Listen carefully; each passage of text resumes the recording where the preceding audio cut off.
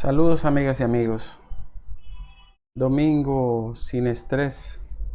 Gracias, muchísimas gracias por acompañarme en este domingo en el que hablamos de temas que se salen un poco de la cotidianidad y del día a día, de la noticia y de la información. Casi siempre hablamos de algo que sea sencillo pero que ayude a la reflexión. Domingo sin estrés es una cortesía y gracias al apoyo de nuestra amiga Francia Valois o Francia Brick.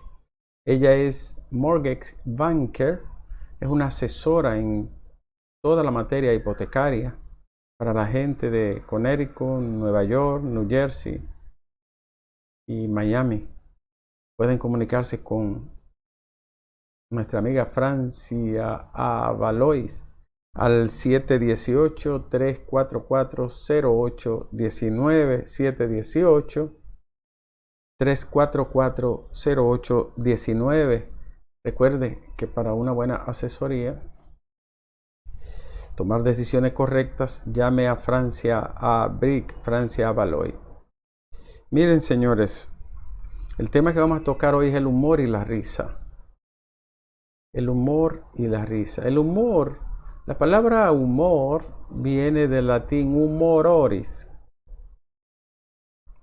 que quiere decir más o menos como el orden del humor, que con el tiempo se va derivando en la risa. Y viene de humor porque Hipócrates, un médico griego de la antiquísima griega, hablaba de los cuatro humores: la bilis, la flema, la sangre y el humor oscuro, o el otro humor, como le llamaba. Para él habían cuatro humores en el organismo, que incluso estaban relacionados con las enfermedades, dependiendo de cuál prevaleciera. De cualquier manera, el humor es más viejo que la humanidad. Cualquier gesto que provoque risa o exaltación de un rasgo humano que tienda a distender y a la vez a provocar un destello de alegría, es humor. De ahí que en los periodos más oscuros de la humanidad y en los que ha tenido que pasar por tiempos incalculables de sufrimiento, de dolor, de atropellos, tiempos de padecimientos, la humanidad siempre ha tenido un espacio, siempre hubo gente que tuvo un espacio para provocar un hilo, aún fuera breve, de humor, de alegría, una forma irónica incluso de reírse hasta de uno mismo. Hay una carga genética tremenda en el ADN humano y una proyección epigenética, es decir, de afuera hacia adentro de nosotros, que la experiencia ha ido moldeando con el tiempo. Por lo tanto, el humor es un rasgo humano, como el llanto, como cualquier otro sentimiento, ¿no? Algo sí está claro, que el humor lo que hace es resaltar la parte cómica de nosotros los seres humanos, la persona. La resalta el lado cómico y tiende además a producir, y esto es lo más importante, ¿no? Tiende a producir una percepción de la estética que va imbricada, ¿no? Que va envuelta, imaginada en el humor. O sea, todo humor tiene una parte estética y por lo tanto es un escenario humano artístico. No todo el mundo tiene esa capacidad. Hay gente que dice que de las expresiones artísticas del ser humano, la más difícil de todas es provocar humor y risa. Es fácil provocar llanto, provocar dolor, insatisfacción, desasosiego, angustia, estrés. Pero provocar risa y provocar humor en la persona es sumamente difícil.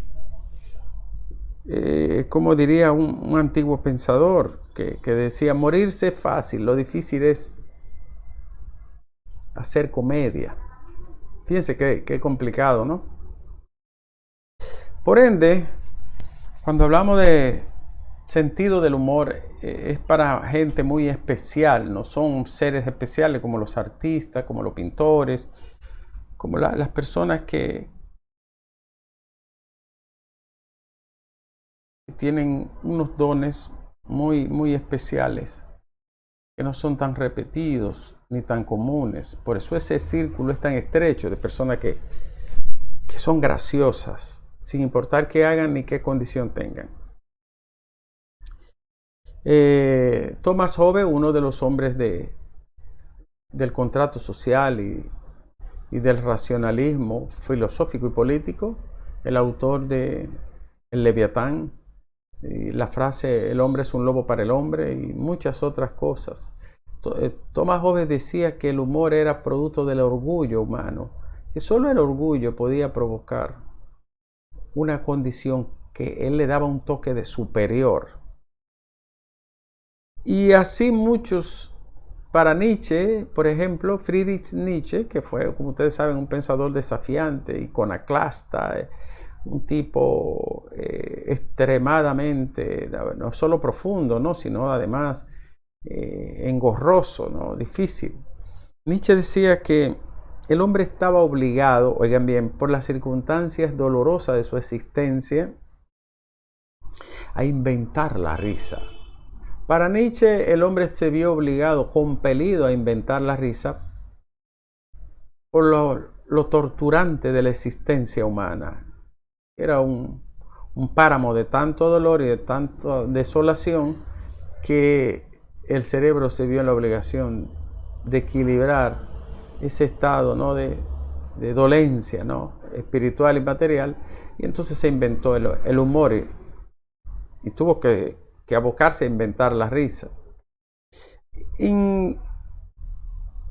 Para Richard, que fue un también filósofo, Richard decía que el humor solo era posible en aquella gente que tenía un espíritu ligero.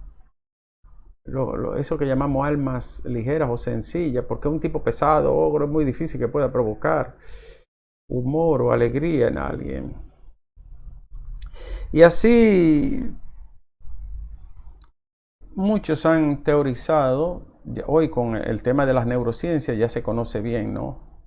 Cómo actúa el cerebro al momento de provocar risa, tanto el que lo provoca como el que recibe el mensaje humorístico. Eso que llamamos comicidad, la comicidad que es la característica del cómico, para hacernos entrar en un estado mental de alegría. Es una catarsis, es como un lavado, ¿no? Porque cuando se produce la risa, hay una liberación, y entro en el plano del cerebro, hay una liberación de sustancias que son clave en el ecosistema cerebral. Esas sustancias son moduladores o neurotransmisores de primer orden. Una de ellas es la esencial, es la dopamina, una sustancia de la que hemos hablado otras veces, y que está muy relacionada con el placer, la retribución, el bienestar. De alguna forma la alegría, ¿no? La alegría de la persona. Son las endorfinas y el aumento de la serotonina y de la dopamina, que son sustancias relacionadas con el placer, con la retribución, con el ánimo elevado, pero en positivo. Mientras que una sustancia que está en la corteza y se riega en la corteza del cerebro, relacionada con el estrés, con la angustia, con la ansiedad, con la parte instintiva, es el cortisol. Cuando hay risa, el cortisol cae, pero la dopamina se eleva y la serotonina también. Cuando el ser humano está riendo, el cortisol, que es la sustancia más relacionada con el estrés, entonces el cortisol baja. Cuando estamos estresados, el cortisol sube. Y esto es una forma de medir la capacidad cognitiva que tiene el cerebro para manifestarse alegre o tristemente o angustiosamente.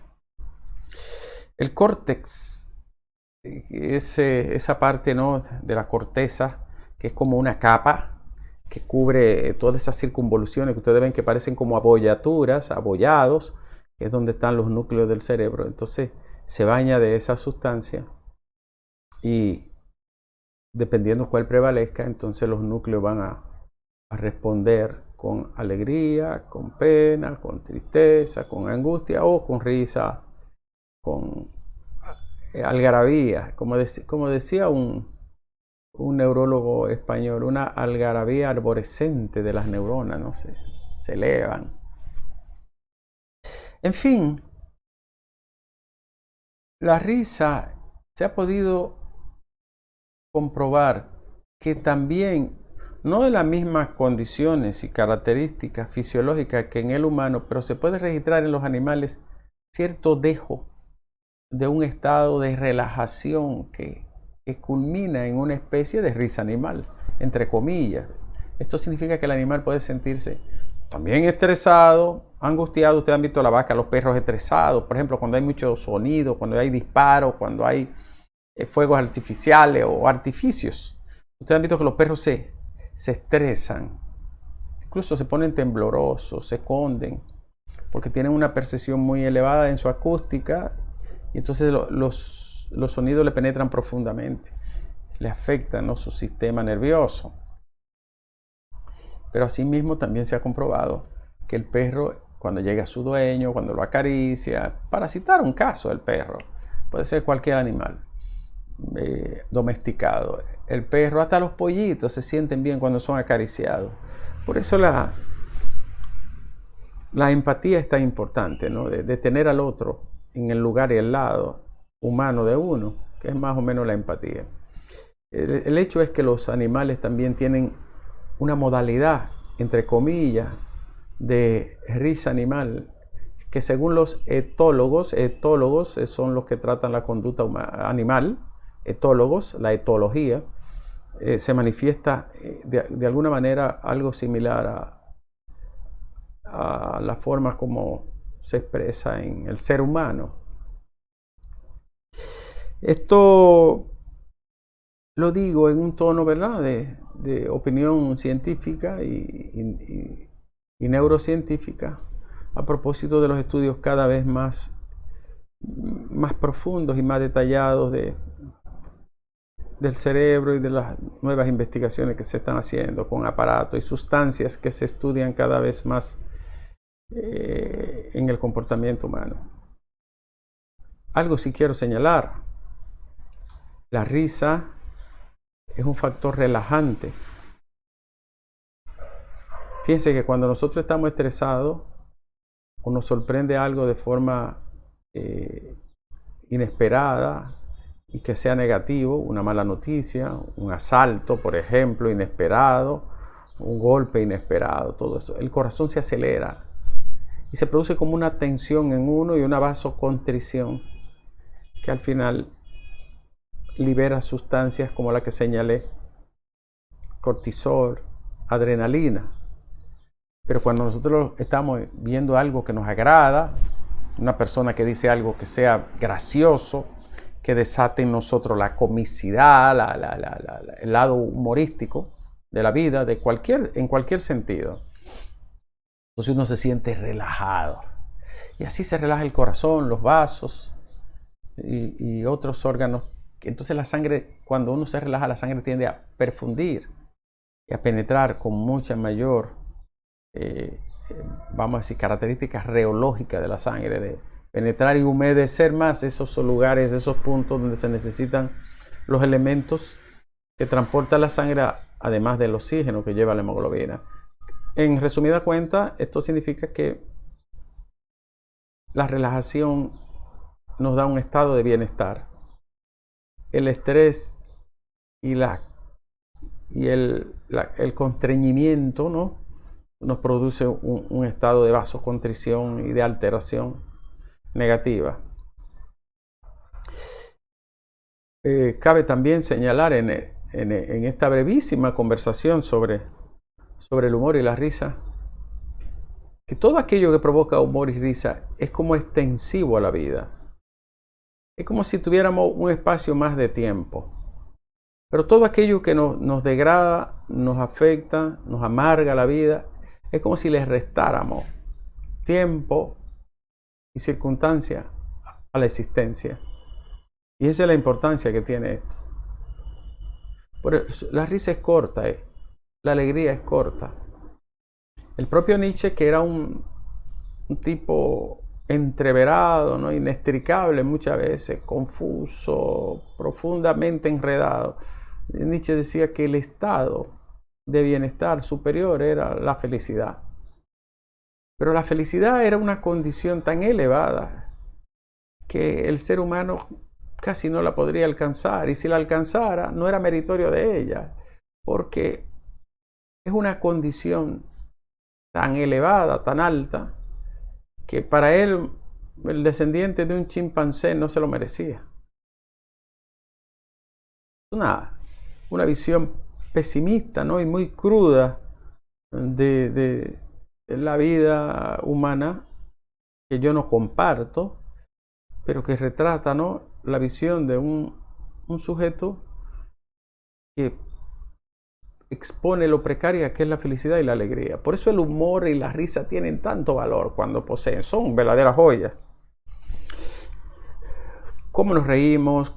Incluso hay una memoria histórica de la risa, hay una memoria que nos acordamos de eventos del pasado, de situaciones, circunstancias agradables, y nos provoca risa, porque hay una memoria allá en la zona hipotalámica que nos dice: acuérdate de tal y tal cosa, de un amigo, de algo que pasó, que fue muy agradable, que nos marcó.